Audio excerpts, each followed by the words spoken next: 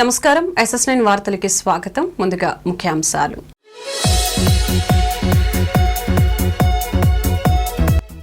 డెబ్బై ఏళ్ల కలను నెరవేర్చనున్న మోదీ. జమ్మూ అండ్ కాశ్మీర్లో 32,000 కోట్ల విలువైన ప్రాజెక్టులను ప్రారంభించిన ప్రధాని.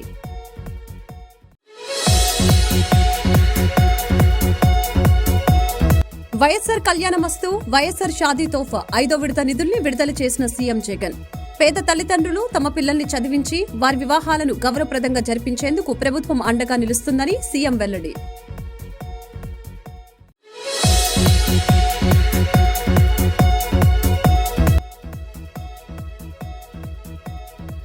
వైసీపీలో సొంత గూటికి చేరిన మంగళగిరి ఎమ్మెల్యే ఆర్కే.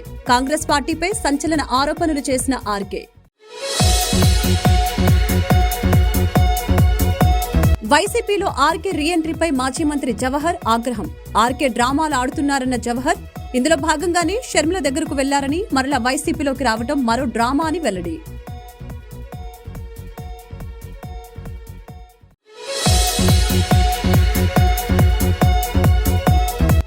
సాగర సంగమ క్షేత్రాన్ని వైసీపీ ప్రభుత్వం నిర్లక్ష్యం చేసిందని ఆరోపించిన అవనిగడ్డ నియోజకవర్గ టీడీపీ ఇన్ఛార్జి మండలి బుద్ధప్రసాద్. ప్రధానమంత్రి నరేంద్ర మోదీ మంగళవారం జమ్మూలో పర్యటించి 32,000 కోట్ల విలువైన విద్య, విమానయానం, రోడ్డు, రైల్వే, ఆరోగ్యం, పెట్రోలియం వంటి బహుళ అభివృద్ది ప్రాజెక్టులకు శంకుస్థాపన చేశారు. జమ్మూ టెక్నికల్ ఎయిర్పోర్టులో ఆయనకు లెఫ్టినెంట్ గవర్నర్ మనోజ్ సిన్హా, కేంద్ర మంత్రి జితేంద్ర సింగ్ స్వాగతం పలికారు. మౌలానా ఆజాద్ స్టేడియంలో జరిగిన బహిరంగ ప్రసంగంలో ప్రధాని మోదీ, మీపై నాకు పూర్తి నమ్మకం ఉంది మరియు మేము వికసిత్ జమ్మూ కాశ్మీర్ చేస్తాము.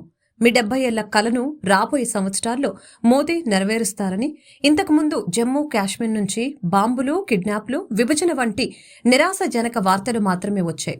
ఇప్పుడు జమ్మూ కాశ్మీర్ అభివృద్ది చెందుతూ ముందుకు సాగుతుందని ప్రశంసించారు. ఏపీ సీఎం జగన్ సర్కార్ నిరుపేద యువతల వివాహాలకు సహకారం అందించేందుకు వైఎస్ఆర్ కళ్యాణమస్తు, వైఎస్ఆర్ షాదీ తోఫా పేరుతో పథకాలను అందిస్తూ ఉంది.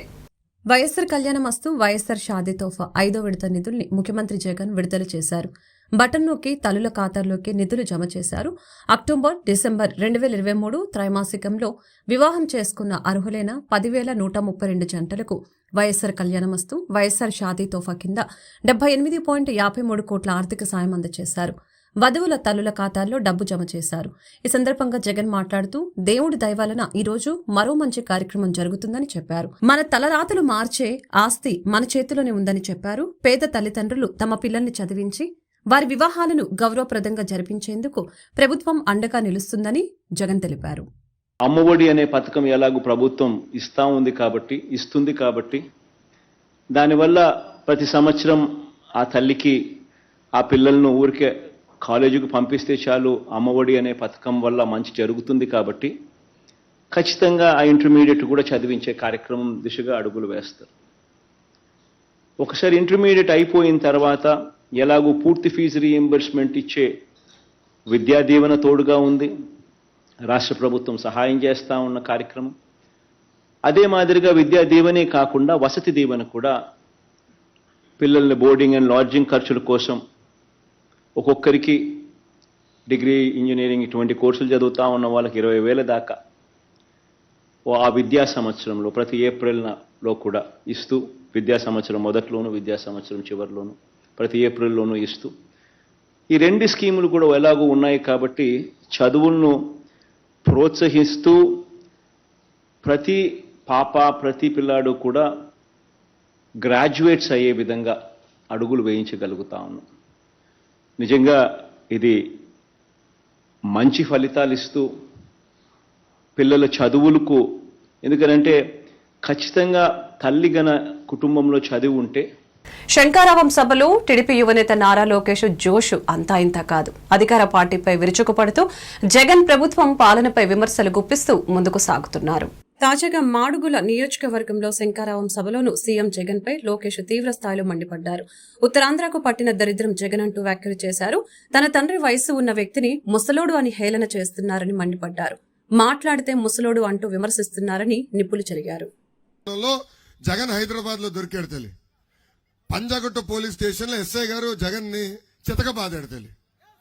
అలాంటి వ్యక్తి నాడు నేడంటే అందరూ ఏదో చేస్తాడు అనుకున్నాం. గత 5 ఏళ్లుగా 32,000 పాఠశాలల్లో ప్రారంభించిన పనులని ఎక్కడుందో అక్కడ ఆగిపోయినాయి. ఇది ఎంత కంట్రీ అయ్యాడంటే మనం కట్టిన భవనాలకి రంగులేసి ఏదో ఇతను పనులు చేశాడని చెప్పుకుంటున్నాడు. ఈ రోజు ఏకంగా విద్యని మన పిల్లలకి దూరం చేస్తున్నాడు ఆంధ్ర రాష్ట్ర ముఖ్యమంత్రి సైకో జగన్. 117 జియో తీసుకొచ్చి తల్లి స్కూల్స్ అన్ని కలిపేసి విద్య మనకి దూరం తీసుకెళ్తున్నాడు. దీనివల్ల డ్రాప్ అవుట్ రేట్లు అంటే చదువుతున్న విద్యార్థులు చదువు మానేసిన సంఖ్య ఈరోజు దక్షిణ భారతదేశంలోనే ఆంధ్ర రాష్ట్రం 1వ స్థానంలో ఉంది. భారతదేశంలో ఇది 12.6 ఉంటే ఆంధ్ర రాష్ట్రం 16.3 ఉంది. చూడండి ఎలాంటి పరిస్థితి వచ్చిందో. అంతేగా తల్లి 2022, 23లో 193,000 మంది పేద విద్యార్థులు ప్రభుత్వ పాఠశాలకు వెళ్లకుండా చదువు ఆపేసే పరిస్థితి ఈరోజు చూస్తున్నాం. అందుకే సభాముఖంగా హామీ ఇస్తున్నా 117 జియో మేము రద్దు చేస్తాం. విద్యని మళ్ళీ ప్రతి గడప దగ్గర తీసుకెళ్లే బాధ్యత మేము తీసుకుంటాం. సమాజంలోని పేదలకు సహాయం అవసరమైన వారికి సుస్థిర జీవనోపాధి అవకాశాలు కల్పించేందుకు కనెక్ట్ టు ఆంధ్ర కార్యక్రమాలు నిర్వహిస్తున్నట్లు రాష్ట్ర ప్లానింగ్ డిపార్ట్మెంట్ ఎక్స్ అఫీషియో కార్యదర్శి గిరిజా శంకర్ చెప్పారు. చిట్ట చివరి వ్యక్తి వరకు అభివృద్ది ఫలాలను చేర్చేందుకు కనెక్ట్ టు ఆంధ్ర చేపడుతున్న బృహత్తర కార్యక్రమాల్లో ఆర్బీఎల్ బ్యాంకు భాగస్వామ్యం కావడం అభినందనీయమని గిరిజా శంకర్ తెలిపారు. విజయవాడలోని కనెక్ట్ టు ఆంధ్ర కార్యాలయంలో మంగళవారం జరిగిన ప్రత్యేక కార్యక్రమంలో సుమిత్ బండారి నేతృత్వంలోని ఆర్బీఎల్ బ్యాంకు బృందం కార్పొరేట్ సామాజిక బాధ్యత కింద 5 లక్షల చెక్కును రాష్ట్ర ప్లానింగ్ డిపార్ట్మెంట్ ఎక్స్ అఫీషియో కార్యదర్శి గిరిజా శంకర్ కు అందజేశారు. ఈ సందర్భంగా గిరిజా శంకర్ మాట్లాడుతూ వ్యాపార వాణిజ్య కార్యకలాపాలు సాగిస్తున్న సంస్థలు సానుకూల దృక్పథంతో కనెక్ట్ టు ఆంధ్ర ద్వారా చేపడుతున్న అభివృద్ది సంక్షేమ కార్యకలాపాలకు చేయూతనందిస్తూ ఉండటం గొప్ప పరిణామమని పేర్కొన్నారు. కనెక్ట్ టు ఆంధ్ర ద్వారా చేపడుతున్న కార్యక్రమాల ఫలాలు సరైన వ్యక్తికి సరైన మార్గం ద్వారా అందించేందుకు ప్రణాళికాయుతంగా కృషి చేస్తున్నట్టు తెలిపారు. పవర్ గ్రిడ్ కార్పొరేషన్ సహకారంతో కనెక్ట్ టు ఆంధ్ర రాష్ట్ర వ్యాప్తంగా 14,000 మంది టీబీ వ్యాధిగ్రస్తులకు పోషకాహార కిట్లు పంపిణీ చేస్తున్నట్లు ప్లానింగ్ డిపార్ట్మెంట్ ఎక్స్ అఫీషియో కార్యదర్శి గిరిజా శంకర్ వెల్లడించారు.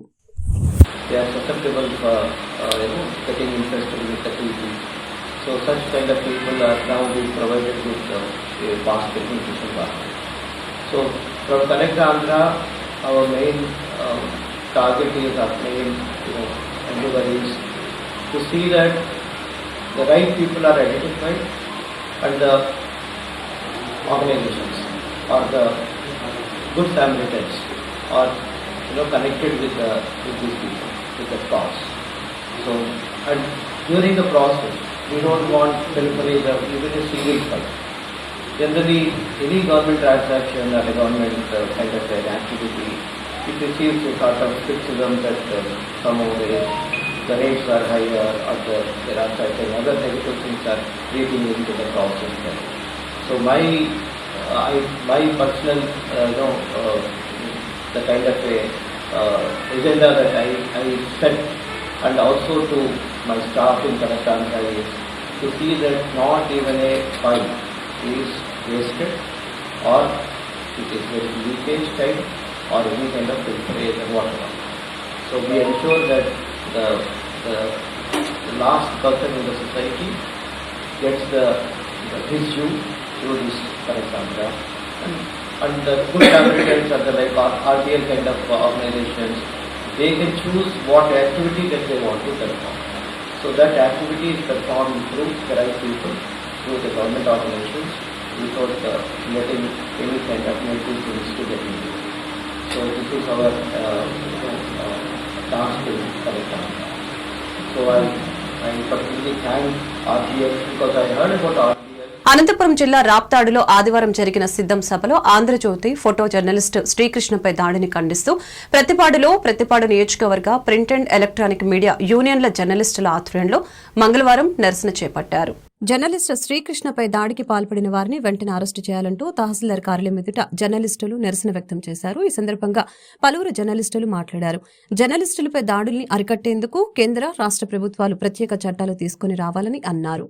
అలాగే ఆంధ్రజ్యోతి జర్నలిస్టులపై జరిగిన దాడిని ఖండించిన జర్నలిస్టుల సంఘానికి సంఘీభావం తెలిపిన విజయవాడ పార్లమెంట్ అభ్యర్థి కేశినేని శివనాథ్ చిన్ని, సెంట్రల్ నియోజకవర్గం పోలిట్ బ్యూరో సభ్యులు బోండా ఉమామహేశ్వరరావు.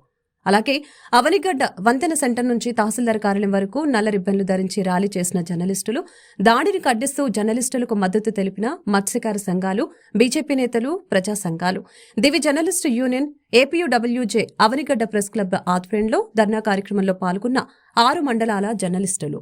సభలో ఏబిఎన్ ఆంధ్రజ్యోతి ఫోటోగ్రాఫర్ శ్రీకృష్ణపై వైసీపీ నాయకులు, కార్యకర్తలు అత్యంత దారుణంగా ప్రవర్తించారు. వెంబడించి మరి అతన్ని తరిమి కొట్టినటువంటి విధానం సభ్య సమాజం సైతం తలదించుకునేలాగా ఉంది. ఒక మీడియా సంస్థని నడిపేటువంటి మీడియా సంస్థ కలిగినటువంటి రాజకీయ పార్టీకి చెందినటువంటి వారు తోటి మీడియా సంస్థల మీద ఈ రకమైనటువంటి దాడులకు తెగబడతాం. రాష్ట్రంలో ఎటువంటి సంస్కృతి తెరదిస్తున్నారనేది అందరూ ఆలోచించుకోవాల్సినటువంటి అవసరం ఉంది. మనకి ఇష్టం లేదు కాబట్టి మిగతా సంస్థల మీద మేము దాడులు చేస్తాం అనేటువంటి సంస్కృతి వారు తెరదీస్తే, ఆ మీడియా సంస్థకు getటినటువంటి రాజకీయ పార్టీలు కూడా వాళ్ళ మీద కూడా దాడులకు తెగబడాలని చెప్పి వాళ్ళు సందేశం ఇస్తున్నారా అనేటువంటి ప్రశ్న మేము ఈ సందర్భంగా వేదలుచుకున్నాము. ఇటువంటి దుశ్చర్యలను ప్రతి ఒక్కరూ, ఒక రాజకీయ పార్టీ అని కాదు, ప్రతి ఒక్కరూ అందరూ కూడా ఖండించాల్సినటువంటి అవసరం ఉంది. ఈ రాష్ట్రంలో జర్నలిస్టుల మీద జరుగుతున్నటువంటి దాడులను ప్రతి ఒక్కరు ఖండించి ఈ జర్నలిస్టులకి ఐక్యతగా పత్రికా స్వేచ్ఛను కాపాడాలని దివి జర్నలిస్టు అసోసియేషన్ తరఫున మేము విజ్ఞప్తి చేస్తున్నాం. రాప్తాడులో ఆంధ్రజ్యోతి అనంతపురం స్టాఫ్ రిపోర్టర్ శ్రీకృష్ణపై ఈ నెల 18వ తేదీన సిద్ధం మహాసభ సందర్భంగా కవరేజీకి వెళ్ళగా అతనిపై మూకమ్మడిగా కొంతమంది దాడి చేసి తీవ్రంగా గాయపరిచారు. ప్రభుత్వానికి ప్రజలకు వారధులుగా పనిచేసే జర్నలిస్టులపై ఇటువంటి దాడులు ప్రజాస్వామ్యంలో చాలా దారుణం, అమానుషం. ఇటువంటి సంఘటన రాష్ట్రంలో తరచూ జరగడం కూడా జర్నలిస్టులపై దాడులు మేము తీవ్రంగా పచ్చిపాడి ప్రెస్ క్లబ్ తరఫున ఖండిస్తున్నాం. ఇటువంటి సంఘటనలు పునరావృతం కాకుండా ప్రభుత్వం, అధికారులు చర్యలు తీసుకోవాలని డిమాండ్ చేస్తున్నాం. శ్రీకృష్ణపై దాడికి పాల్పడ్డ వారిని వెంటనే అరెస్ట్ చేయాలని, రిమాండ్ తరలించాలని కోరుతున్నాం. జర్నలిస్టుపై దాడులు ఖండించాలి. జర్నలిస్టుపై దాడులు ఖండించాలి. జర్నలిస్టుపై దాడులు ఖండించాలి. జర్నలిస్టుపై దాడులు ఖండించాలి. జగన్మోహన్ రెడ్డి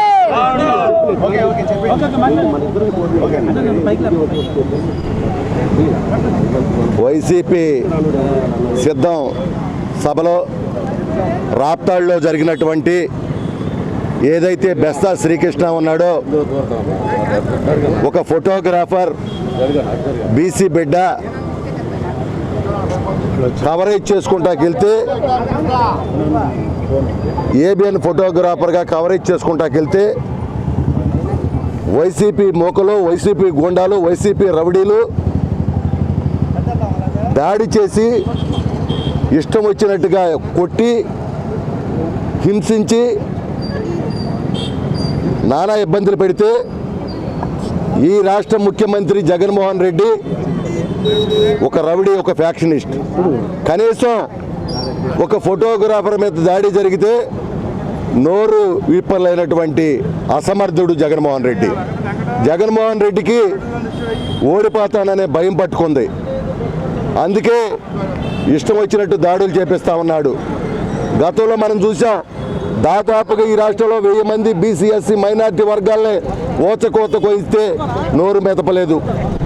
ఇవాళ ఫోటోగ్రాఫర్ని, బీసీ బిడ్డని ఇష్టం వచ్చినట్టు కొడితే మాట్లాడాల. నోరు తెరిస్తే నా బీసీలు అంటాడు. బీసీలను చంపుతాడు, బీసీలను కొట్టిస్తాడు, బీసీల మీద రౌడీజం చేస్తాడు, బీసీల మీద గోండాయిజం చేస్తాడు. కానీ యాక్షన్ చేస్తూ ఉంటాడు మీటింగులు పెట్టి. నిన్న కాకినాడలో మరి కొండబాబు ఏ విధంగా మాట్లాడుతున్నాడు, ద్వారంపూడి చంద్రశేఖర్ రెడ్డి.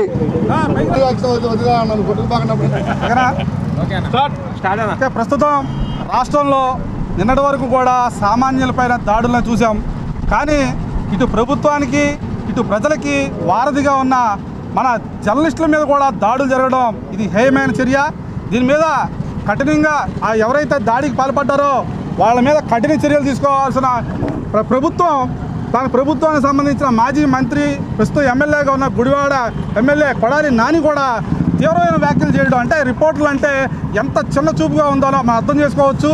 ప్రతి ఒక్కరు కూడా ప్రజల కోసం కష్టపడే రిపోర్టర్లు చాలామంది ఉన్నారు, పూటగడవైన రిపోర్టర్లు కూడా చాలామంది ఉన్నారు, కెమెరామెన్లు వీళ్ళందరికీ కూడా చాలా కుటుంబాలు ఉంటాయి, వాళ్ళకి పిల్లలు ఉంటారు. కానీ అవేమీ పట్టించుకోకుండా కేవలం రాజకీయపరమైన మీకు ఏదైనా యుద్ధం ఉంటే తెలుగుదేశం ప్రభుత్వం మీద కానీ మీడియా అధిపతుల మీద కానీ మీకు ఏదైనా యుద్ధం ఉంటే వాళ్ళ మీద చేయండి, కానీ సామాన్యులు చిన్న వాళ్ళు జర్నలిస్టులు కానీ కెమెరామెన్లు కానీ ఫోటోగ్రాఫర్లు కానీ వీరందరి మీద దాడులు చేయడం ఇది చాలా తీవ్రంగా ఖండించాల్సిన విషయం. అంటే అసలు ఆ వీడియో చూస్తే ఎంత బాధాకరం అంటే అతని మీద దాడి చేస్తుంటే నా మీద దాడి చేసినట్టుగా. అంటే ప్రతి రిపోర్టర్ కూడా ప్రతి ఫోటోగ్రాఫరు ప్రతి వీడియోగ్రాఫర్ ఆలోచించాల్సిన అవసరం ఎంతైనా ఉంది. ఎందుకంటే మనకి కుటుంబాలు ఉంటాయి, మనకి ఏదైనా అయితే మన కుటుంబాలు అన్యాయం అయిపోతాయి. కాబట్టి జర్నలిస్టుల మీద ఈ విధమైన దాడులను రాష్ట్ర ముఖ్యమంత్రి జగన్మోహన్ రెడ్డి గారు సమాధానం చెప్పాలి. ఎందుకంటే సీఎం జగన్ ను గద్దె దించితే సర్పంచులకు మనుగడ ఉంటుందని ఆంధ్రప్రదేశ్ పంచాయతీరాజ్ ఛాంబర్ అధ్యక్షులు వైవీపీ రాజేంద్ర ప్రసాద్ అన్నారు. జగన్ పరాజయం చెందితే గ్రామ పంచాయతీలకు భవిష్యత్ ఉంటుందని తెలియజేశారు. ఈ సందర్భంగా సీఎం జగన్ ను ఓడించాలని సర్పంచులకు, ఎంపీటీసీలకు, కౌన్సిలర్లకు పిలుపునిచ్చారు.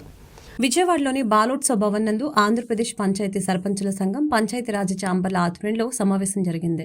సమావేశంలో సీఎం జగన్ ను ఓడించాలని సర్పంచులకు, ఎంపీటీసీలకు, కౌన్సిలర్లకు పిలుపునిస్తూ సర్పంచుల సంఘం పంచాయతీరాజ్ ఛాంబర్ల ఏకగ్రీవ తీర్మానం జరిగింది. ఈ సందర్భంగా ఆంధ్రప్రదేశ్ పంచాయతీరాజ్ ఛాంబర్ అధ్యక్షులు వైవీపీ రాజేంద్ర ప్రసాద్ మాట్లాడారు. రాజకీయాలకు, పార్టీలకు అతీతంగా సర్పంచులు, ఎంపీటీసీలు, జడ్పీటీసీ సమస్యలపై పోరాటాలు చేస్తున్నామని చెప్పారు. గత 3 సంవత్సరాల నుంచి 3 కోట్ల మంది గ్రామీణ ప్రజల ఇబ్బందుల గురించి ఢిల్లీ వరకు వెళ్లి అనేక ఉద్యమాలు చేశామని, రాష్ట్ర ప్రభుత్వం తమ సమస్యల్ని గుర్తించడం లేదని, జగన్ నిమ్మకు నీరెత్తినట్లు వ్యవహరిస్తున్నారని ఆవేదన వ్యక్తం చేశారు. తాము ఉద్యమం చేసి అలసిపోయామని, విసిగిపోయామని చెప్పారు. రాష్ట్ర కమిటీ సమావేశంలో చర్చించి కీలక నిర్ణయాలు తీసుకుని తీర్మానం చేశామని, రాబోయే ఎన్నికలలో జగన్ను ఓడించాలని పిలుపునివ్వటం జరిగింది.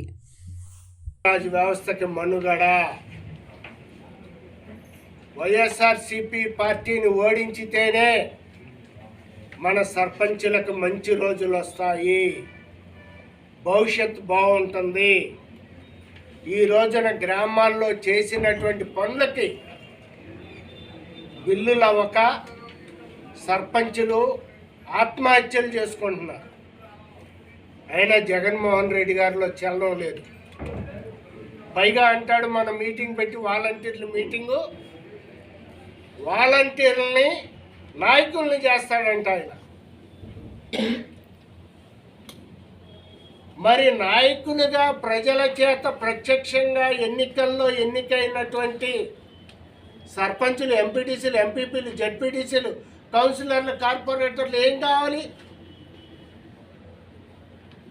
మొన్న రాప్తాడు అనంతపురం జిల్లా మీటింగ్లో ఆయన అంటాడు, ముఖ్యమంత్రి జగన్మోహన్ రెడ్డి గారు వాళ్ళ పార్టీ కార్యకర్తలకి చెప్తున్నాడు ఆయన, మీకు సర్పంచ్ పదవులు ఇచ్చా, ఎంపీటీసీ పదవులు ఇచ్చా, కౌన్సిలర్ పదవులు ఇచ్చా, కార్పొరేటర్ పదవులు ఇచ్చా, ఎంపీపీలు ఇచ్చా, జెడ్పీటీసీలు ఇచ్చా. ఆయన ఏంటి ఇచ్చేది? మాకు రాజ్యాంగం ఇచ్చింది ఈ పదవులు. రాజ్యాంగబద్ధంగా, చట్టబద్ధంగా, న్యాయబద్ధంగా మేము అంబేద్కర్ గారు రచించినటువంటి రాజ్యాంగం ప్రకారం ప్రత్యక్ష ఎన్నికల్లో మేము ఇండిపెండెంట్లుగా గెలిచాం. జగన్మోహన్ రెడ్డి గారి ఫ్యాన్ గుర్తు మీద ఆయన దయా దాక్షిణ్యాలతో ఆయన పార్టీ. వైసీపీలో ఆర్కే రీఎంట్రీపై టీడీపీ సీనియర్ నేత, మాజీ మంత్రి జవహర్ మండిపడ్డారు. ఆర్కే డ్రామాలు ఆడుతున్నారని తెలియజేశారు. ఇందులో భాగంగానే ఏపీసీసీ అధ్యక్షురాలు షర్మిల దగ్గరకు వెళ్లారని, మళ్లీ వైసీపీలోకి రావటం మరో డ్రామా అని అన్నారు. టీడీపీ సీనియర్ నేత, మాజీ మంత్రి జవహర్ మీడియాతో మాట్లాడుతూ టికెట్ల విషయంలోనే కాకుండా అన్నిటిలోనూ జగన్ తిక్కమొక్క పడుతున్నారని అన్నారు. ఏపీ ప్రభుత్వ సలహాదారు సజ్జల రామకృష్ణారెడ్డికి జవహర్ కౌంటర్ ఇచ్చారు. సజ్జలెవరు? సజ్జల షాడో ముఖ్యమంత్రి అని అన్నారు. దళితుల్ని చంపిన వారికి బొకేలు ఇప్పించటమే సజ్జల అర్హత అని అడిగారు. చంద్రబాబు సవాల్ విసిరి 3 రోజులు అవుతున్నప్పటికీ సీఎం జగన్ స్పందించలేదని జవహర్ అన్నారు. అసత్యాలు ప్రచారం చేయడానికే జగన్ ప్రాధాన్యం ఇస్తున్నారని ఆరోపించారు. నిజమైన పెత్తందారు జగనేనని చెప్పారు. 2 మనుషుల కోసం జగన్ 6 ఇళ్లు నిర్మించుకున్నారని అన్నారు. లండన్లో కూడా జగన్ ప్యాలెస్ నిర్మించుకుంటున్నారని తెలిపారు. ఎన్నికల తర్వాత జగన్ లండన్ వెళ్లిపోతారని తెలిపారు. పేదల సంపద దోచుకొని బతుకుతున్నారని అన్నారు. ఏపీలో సంపూర్ణ మద్యపాన నిషేధ హామీ నెరవేరలేదని, నవరత్నాల్లో ఏదీ కనిపించడం లేదని చెప్పారు. బాబాయ్ గొడ్డలిపోటు, కోడికత్తి డ్రామా ఇదే జగన్ మార్కు సంక్షేమమని అన్నారు. ఆ మెర్జింగ్స్ ద్వారా విద్యార్థులని పాఠశాలకు దూరం చేసి ఒకప్పుడు బడి బయట ఉండే పిల్లలు ఈరోజు ఊరు బయట ఉండాల్సినటువంటి పరిస్థితికి జగన్మోహన్ రెడ్డి తీసుకొస్తే నేను మొన్న శ్రీకాకుళం పర్యటనలో చూసా. శ్రీకాకుళంలో 4 పిల్లలు ఒక టీచర్కి వచ్చారు. ఎందుకంటే 3వ తరగతి పైన అంతా కూడా మెర్జింగ్ చేస్తే కింద ఎవరు లేరు. నువ్వేదో గొప్పగా చెప్తా ఉన్నావు మీడియం అనేది, పేదవాడు ఇంగ్లీష్ మీడియంలో చదవాలన్నావు. నీకు ఇన్ఫ్రాస్ట్రక్చర్ ఉందా? డిజిటల్ క్లాస్ రూమ్స్ ఉన్నాయా?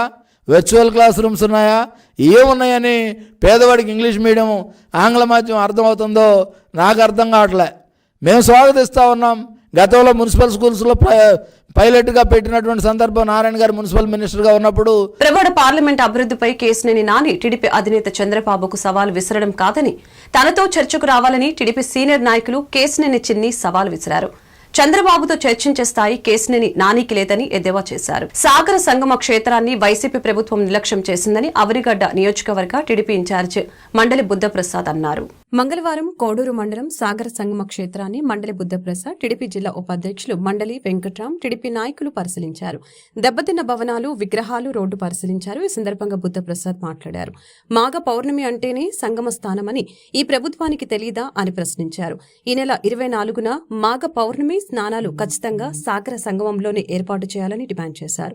వైసీపీ పాలనలో ఒక్కసారి కూడా భక్తులకు సాగర సంగమానికి అనుమతి ఇవ్వలేదని అన్నారు. సాగర సంగమ ప్రాశస్యం తెలిసి ఆది శంకరాచార్యులు ఇక్కడ స్నానం చేశారని, గంగానది కాకి రూపంలో వచ్చి స్నానం చేసి హంస రూపం పొందిందని తెలిపారు. శతాబ్దాలుగా దేశవ్యాప్తంగా భక్తులు మాఘ పౌర్ణమికి సాగర సంగమానికి వస్తారని, గత కాంగ్రెస్, టీడీపీ ప్రభుత్వాలు మాఘ పౌర్ణమి స్నానాలు సంగమ క్షేత్రంలోని నిర్వహించారని గుర్తు చేశారు. మహారాష్ట్రలో మహాబలేశ్వరుడు కృష్ణుడి ఈ హంసలదేవి వద్ద సాగర సంగమం జరుగుతుంది. ప్రత్యేకించి స్కాంద పురాణంలో ఈ పవిత్ర ప్రదేశం యొక్క ప్రాధాన్యతని తెలియజేయటం జరిగింది. ఆనాడు గంగానది పాపంకిలమై విష్ణుదేవుని ప్రార్థిస్తే, ఈ సాగర సంగమంలో స్నానం ఆచరిస్తే సర్వ పాపాలు హరిస్తాయని చెప్తాం. దాని మీద కాకి రూపంలో గంగమ్మ ఇక్కడికి వచ్చి స్నానం ఆచరించి హంస రూపంలోకి మారిందని చెప్పి అప్పటి నుంచి దీన్ని హంసదేవి అని చెప్పి అంటారని చెప్పి పురాణాలు చెప్తున్నాయి. ప్రత్యేకించి హిందువులకి ఇది చాలా పరమ పవిత్ర ప్రదేశం.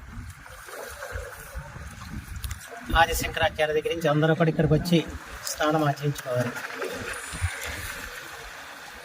మేము ఇక్కడ గతంలో రావాలంటే ఇక్కడికి పడవల మీద రావాల్సి వచ్చేది.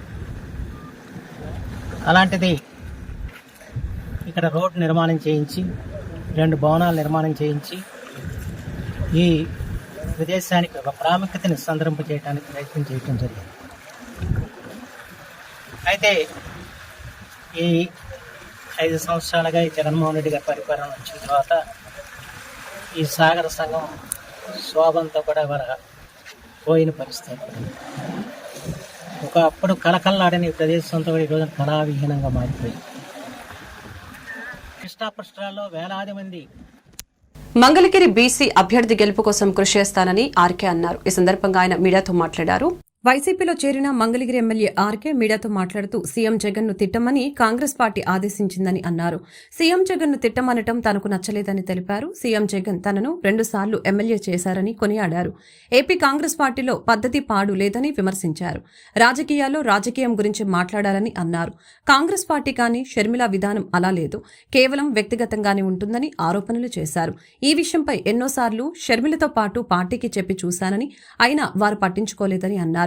సీఎం జగన్ పై వ్యక్తిగతంగా వెళ్లటం తనకు నచ్చలేదని, అందుకే షర్మిలతో నడవటం ఇష్టం లేక సొంత గూటికి వచ్చినట్లు తెలిపారు. ఈ రోజున మంగళగిరిలో తిరిగి వైఎస్ఆర్ కాంగ్రెస్ పార్టీని గెలిపించడానికి 3వసారి నేను తిరిగి వైఎస్ఆర్ కాంగ్రెస్ పార్టీలోకి జగన్మోహన్ రెడ్డి గారి దగ్గర చేరడం జరిగింది. పేదవాడు శాశ్వతంగా వాళ్ళ జీవితాల్లో సంతోషంగా ఉండాలి, పేదవాడు గొప్పవాడు కావాలి, ప్రతి మధ్యతరగతి కుటుంబంలో కూడా ఎస్సీ, ఎస్టీ, బీసీ, మైనార్టీలు అందరూ కూడా వాళ్ళ జీవితాల్లో వెలుగులు నింపడానికి జగన్మోహన్ రెడ్డి గారు చేస్తున్నటువంటి కార్యక్రమాల్లో ఒక 2 నెలల కాలం పాటు నేను పక్కకు వైదొలిగినటువంటి పరిస్థితి నుంచి మళ్ళీ తిరిగి ఆ జగనన్న బాటలో నడవాలి అని చెప్పేసి నేను నిశ్చయించుకొని తిరిగి రావడం జరిగింది. మనందరికీ తెలిసిందే, రాజశేఖర రెడ్డి గారి బాటలో నడుస్తున్నటువంటి జగన్మోహన్ రెడ్డి గారు ఇంకొక 20-30 సంవత్సరాల పాటు ఈ రాష్ట్రానికి ముఖ్యమంత్రిగా నిలబడగలిగితే, ప్రజలందరూ కూడా అండగా ఉంటే పేదవాడు వాళ్ళ జీవితాలు పూర్తి స్థాయిలో ఉన్నత స్థితికి వెళ్తాయని చెప్పేసి. వార్తలు ముగించే ముందు ముఖ్యాంశాలు మరొకసారి.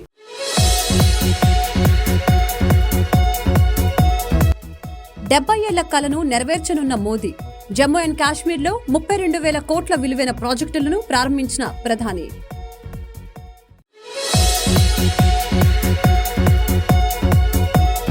వైఎస్సార్ కళ్యాణమస్తు, వైఎస్సార్ షాదీ తోఫా 5వ విడత నిధుల్ని విడుదల చేసిన సీఎం జగన్.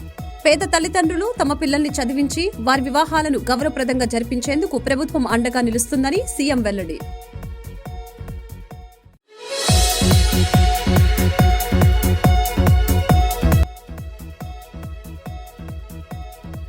వైసీపీలో సొంత గూటికి చేరిన మంగళగిరి ఎమ్మెల్యే ఆర్కే.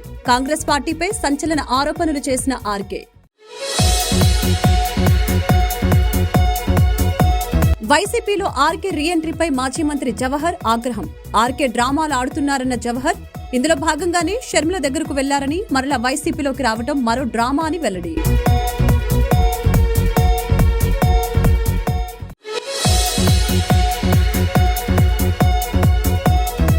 సాగర సంగమ క్షేత్రాన్ని వైసీపీ ప్రభుత్వం నిర్లక్ష్యం చేసిందని ఆరోపించిన అవనిగడ్డ నియోజకవర్గ టీడీపీ ఇన్ఛార్జి మండలి బుద్ధప్రసాద్. ఈ వార్తలు ఇంతటితో సమాప్తం. మరొక బులెటిన్ మళ్ళీ కలుద్దాం. నమస్కారం.